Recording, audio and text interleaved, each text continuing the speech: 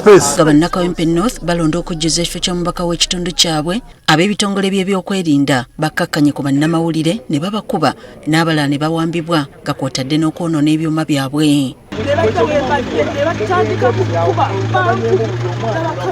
Oyinza okugamba nti abakuuma ddembe bano bazze babeetegekedde anti obwedda buli gwe basanga ng'agasaka oba ng'akutte kamera nga bakuba. Embeera yannyinnyitidde nekiwaliriza abakulira bannamawulire ku mikutu egy'enjawulo okubayita badde ku bitebe byabwe okusobola okutaasa obulamu. Kubanga tewali gulire lisinga bulamu bwa muntu. So olwajjo nitusooka nitubajjayo.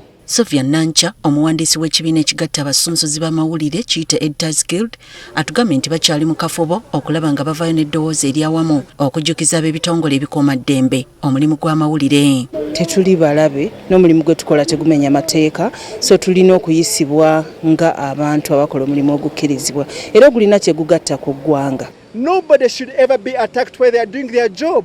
The media should not be attacked, just like we don't attack the security forces, the way we don't attack MPs, the way we don't attack taxi drivers. Eri abalumiziddwa n'ebikozesebwa ebyayonooneddwa baakuddukira mu mbuga z'amateeka bafune obwenkanya.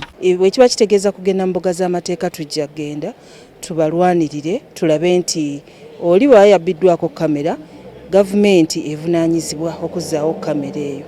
Bw'abanga yatuusiddwako obuvune nga afuna obujjanjabi, gavumenti evunaanyizibwa okulaba nti omuntu ono afuna obujjanjabi. Mu kino baakunokola abakuuma ddembe ssekinnoomu abeenyigidde mu kutulugunya bannamawulire bavunaanibwe. Tubajjeyo abantu babamanye nti be bakoze ensobi zino nti be beenyigira mu kutulugunya abantu. Kubanga bwe tunaatula ne tusirika ne Bayibuli egamba bwe munaasirika amayinja ganaayogera. Ebyanga oba Kyoka amyuka akulira ekibiina ekigatta abakulira olukiiko olw'abannannyini mikutu gy'amawulire agamba nti kibuzaabuza abakulu okuvaayo n'ekiwandiiko ekikontana n'ebikolwa by'abakuuma ddembe bano. UPDF, the spokesperson, is saying this. UPDF, your personnel are attacking people like this. So what's going on? That's why I'm saying what's happening is confusing. We don't understand what's going on.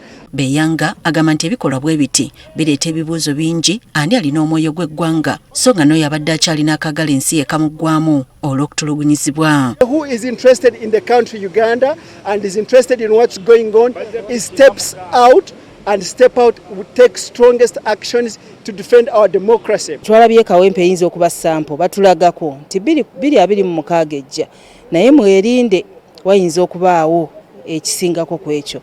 So tugenda kusooka naffe ffennyini okutraininga abantu baffe. Twogedde ne entities eziyinza otuyamba okutraininga abamawulire okubeera nti bwe tubeera mu mbeera efaanana bwete eyadduka eya riots eyaki naffe tubaako engeri gye twesafeguardinga. Wadde nga basobola okussa wansi ebikolwa bano bagamba nti kyekyandisembyeyo okukolebwa kubanga kiteeka ekifaananyi ky'eggwanga mu matigga.